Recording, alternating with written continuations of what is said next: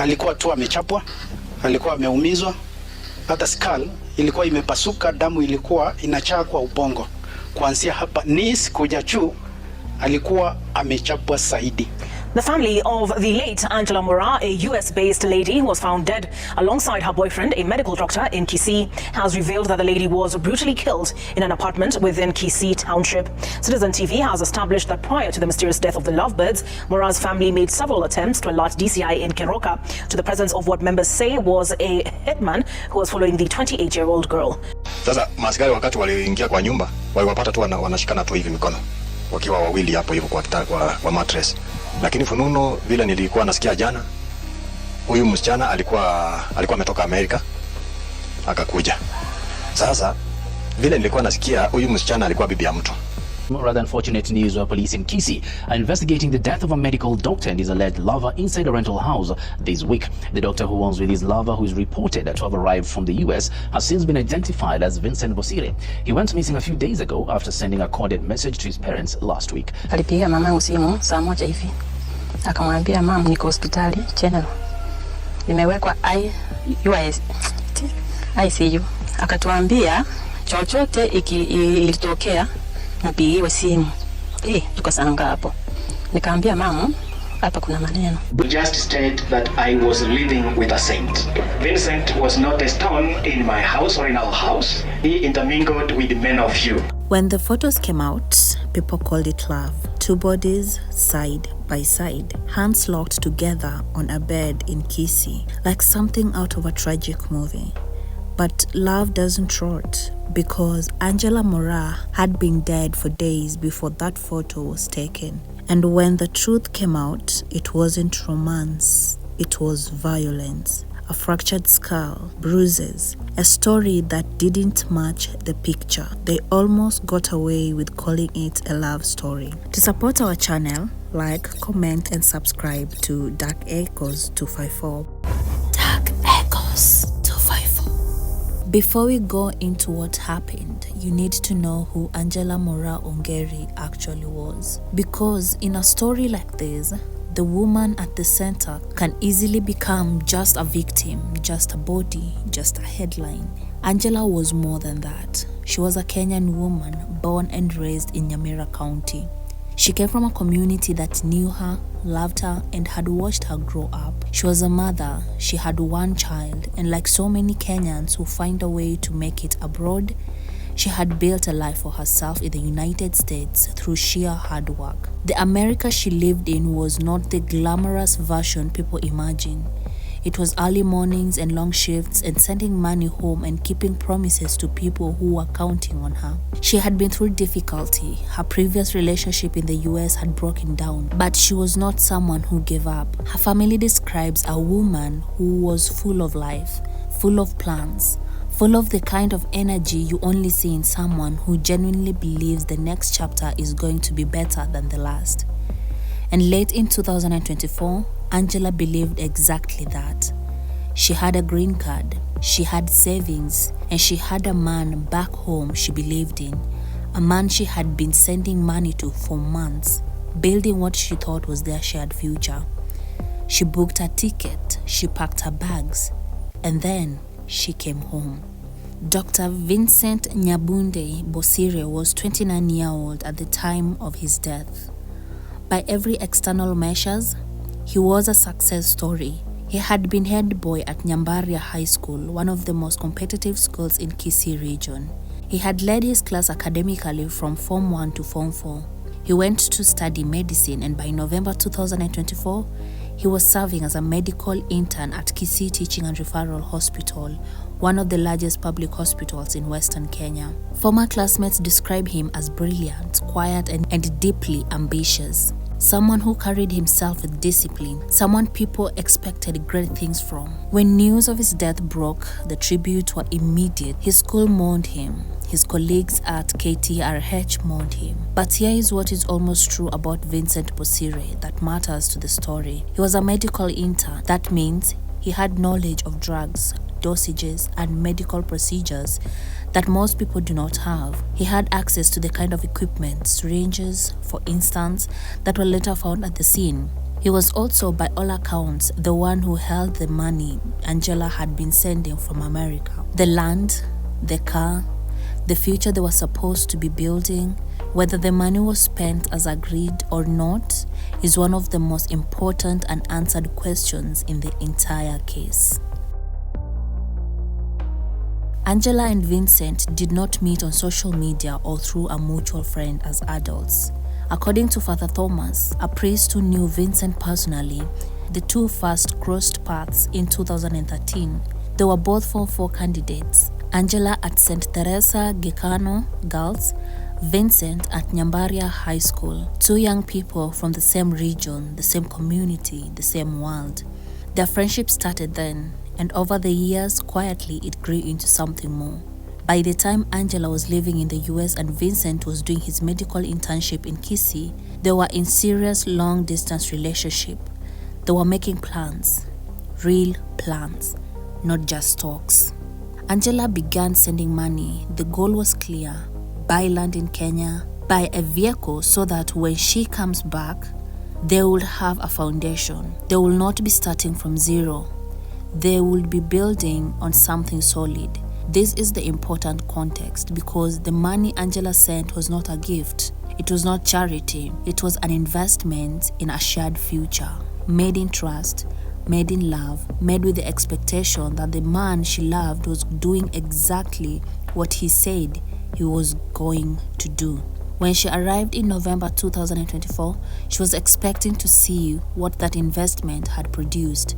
According to people close to her, what she found instead is what may have set off the final fatal confrontation. In the days leading up to November 27, 2024, things were already not right. Vincent had been unwell. He had been admitted to Kisii Teaching and Referral Hospital, the very hospital where he worked as an intern. Whatever his illness was, he was treated and discharged on November 26, 2024, one day before everything fell apart.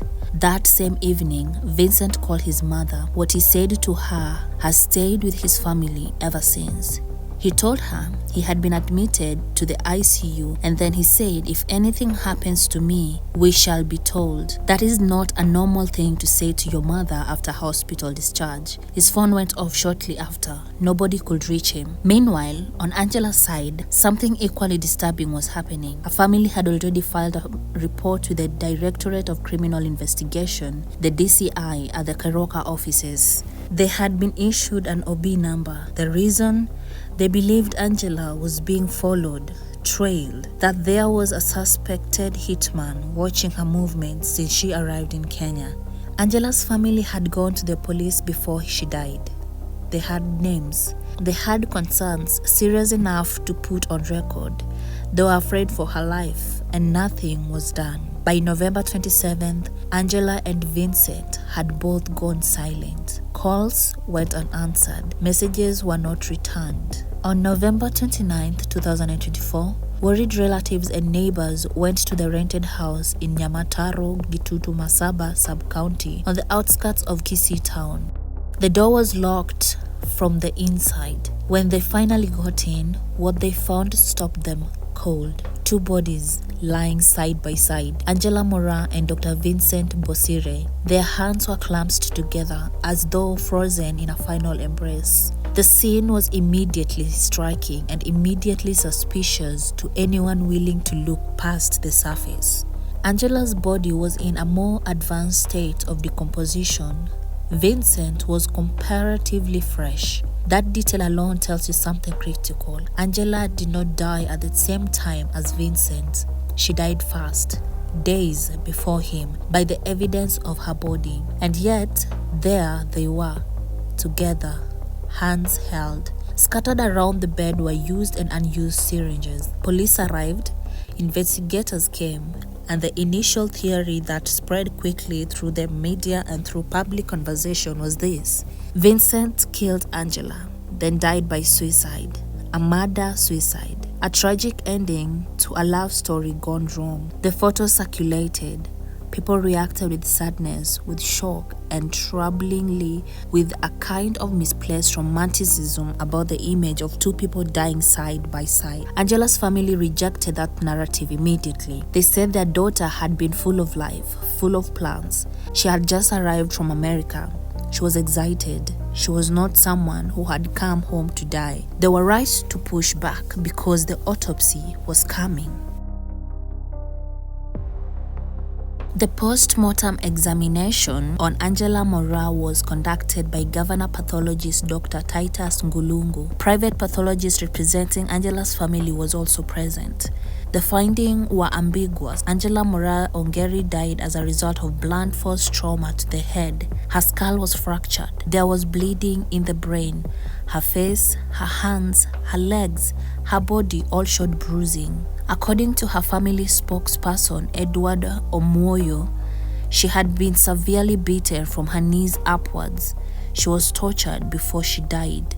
Those were his words. No grief talking. The pathologist report confirmed it. This is not what a woman who chose to end her life looks like. This is what a woman who was beaten to death looks like. Angela's family stated clearly and publicly their daughter was murdered, and yet on the other side, Vincent's family offered a different account. They suggested that Angela had previously struggled with suicidal thoughts, that she had made attempts on her own life while in the United States. Father Thomas, the priest who knew Vincent, also repeated this claim, that Vincent himself had told him Angela had contemplated suicide twice and that he had helped her through it. Angela's family firmly and completely denied this. Two families, two stories, one dead woman with a fractured skull and blood in her brain. The autopsy does not support the suicide theory. It cannot. You cannot fracture your own skull and beat yourself from your knees to your head. What the autopsy shows is murder. Vincent's family remained tight-lipped on the post-mortem reports and chose to absolve him from any speculations of wrongdoing. Now we come to the part of this story that most outlets either glossed over or ignored entirely: the money. Angela had been sending substantial amount from the United States to Vincent. The purpose was specific and agreed upon. According to those close to her family, when Angela arrived in November 2024, she discovered that things were not as they should have been. The land, the car, the promises had not materialized the way she had expected. She had questions, she wanted answers. She had sent her hard-earned money across an ocean in trust, and something was wrong. That confrontation, the realization that what she had been building from America may have been built on lies, according to people who knew her to have been a flashpoint in those final days. Was the argument about money the trigger for what happened? Was there a third party involved? As Angela's family believes, someone who had a stake in silencing her before she could pursue those questions further? Or was this a volatile situation between two people that spiraled beyond control? As of now, there are no definitive answers, but the questions around that money, where it went, who knew, and who had reason to keep Angela quiet has never fully been investigated. Alikuwa tu amechapwa, alikuwa ameumizwa, hata skull ilikuwa imepasuka, damu ilikuwa inachaa kwa ubongo. Kuanzia hapa knees kuja juu alikuwa amechapwa zaidi. Now we get to the part of this story that reveals exactly how narratives around women's death get manipulated.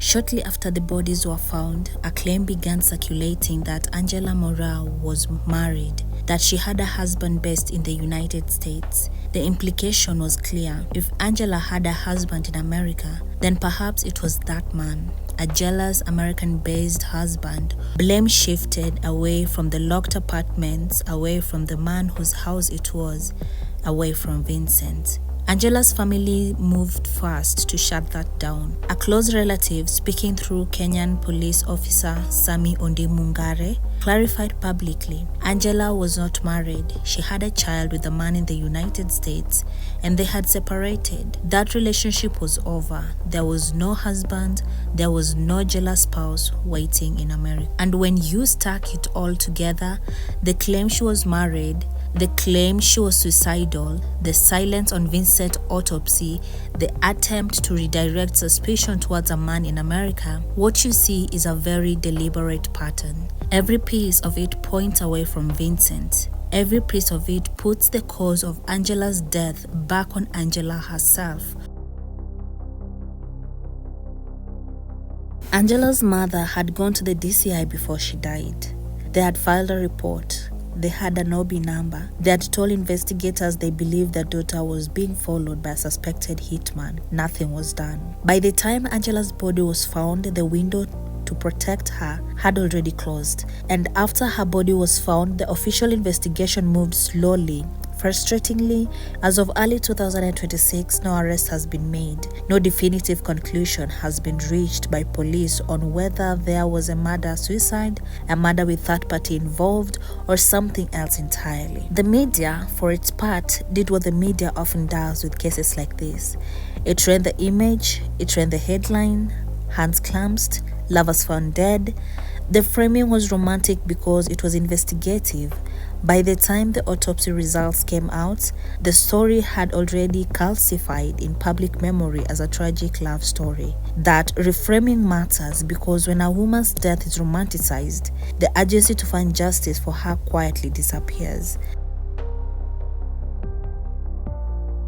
Angela Moraa Ongeri came home in November 2024 with hope. She was 28 years old. She had a child. She had a life. She had worked for years in a foreign country, sending money home, holding on to the dreams of building something real in Kenyan soil. She deserved to grow old. Instead, she was found with a fractured skull, blood in her brain, beaten, lying with her hands held in a scene that the world called romantic and her family calls a crime. Her case is not unique, it is part of a pattern. Women in the diaspora returning home, carrying savings, carrying trust, carrying love, and meeting violence that nobody is ever truly held accountable for.